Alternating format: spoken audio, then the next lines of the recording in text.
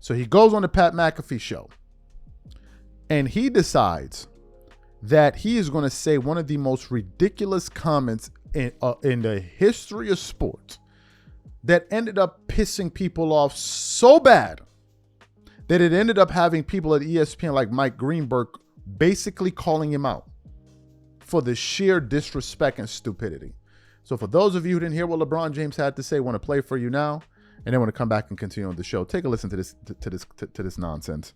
Here's a little taste of the interview. LeBron talking about how he believes current players would fare in the NBA 50 years ago. You trying to tell me Giannis wouldn't be able to play an NBA game in the 70s?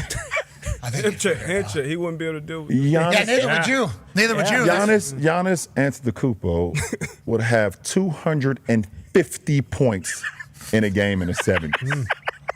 250. Is that Kuzi? When was Kuzi playing? All right, so Kuzi played in the 50s and the 60s. So there were so many things about this conversation that bother me. And I understand what he's saying. First and foremost, of course, he's right. Giannis Antetokounmpo would dominate, as any athlete in the modern day would. There were a couple of things that bother me about this. In the interest of time, I will limit my comments to two. One of them is the modern generation of player gets very, very sensitive when you compare them to players of the past. But they are very comfortable comparing themselves to player of the past. I don't love that inconsistency. The other part of it is, if all we're going to argue is players now are bigger, stronger, faster, more athletic, well, then that's the end of the conversation. The Pittsburgh Steelers offensive line in the 1970s, the heaviest guy weighed 275 pounds. What position would he play now? Linebacker? So, I mean, obviously, we've gotten bigger, we've gotten stronger. All of that is obviously true. But the idea... That feels very disrespectful to me. There were great players in the 1970s. And by the way, Bob Lanier in the 1970s would have picked up Giannis Antetokounmpo and dunked him. And then and Giannis would have been looking around saying, why isn't that a flagrant two? While he was flying into the stands. So, look, the players of today are brilliant players. Right. And I'm not taking anything away from them. And LeBron is on the very short list of the greatest players we've ever seen in the history of any sport in this country. But if the best argument you have is, well, look how much more athletic and skilled we are now, well, that's the end of any conversation, and it isn't an interesting one because it could be made for any sport at any time.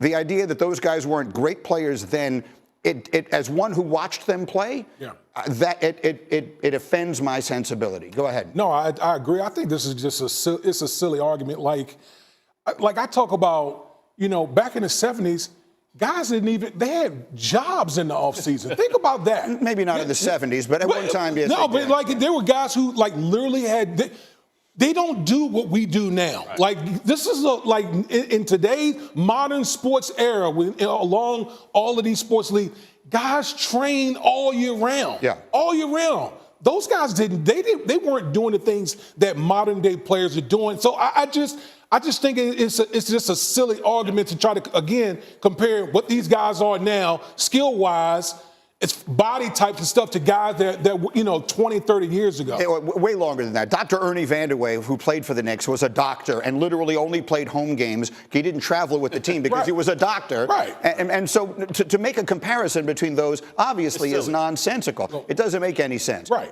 So you heard what LeBron James had to say. Do you know the irony in all of this? The irony of his comments is that LeBron, these guys are the ones that are always talking about players disrespecting their era and the players of today. But these are the same guys that are going out there disrespecting eras of the past. Giannis could score 250 points in an NBA game. So Kareem couldn't do it. Kareem couldn't do it. Who had the most unstoppable shot in NBA history. He didn't do it, but Giannis is going to do it. Giannis is going to be the one to do it. Kareem didn't do it, but Giannis is going to be the one to do it. And I love Giannis. That's ridiculous. Number one. Number two, why are you saying this? Aren't you supposed to be uplifting the NBA? Aren't you the face of the NBA? Why are you doing this?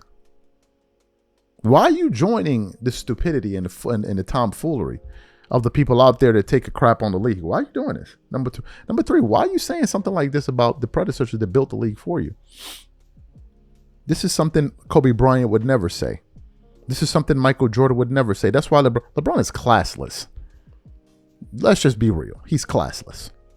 All that money cannot buy class for him. He's classless. He's classless. This is something classless to say. Jordan and Kobe would never say something as stupid as what this guy just said. And so flagrantly disrespectful to those that built the league before him. They would never say something like that. Because Jordan and Kobe had class. They had some dignity about them. This guy has absolutely no dignity and no class. He's crass.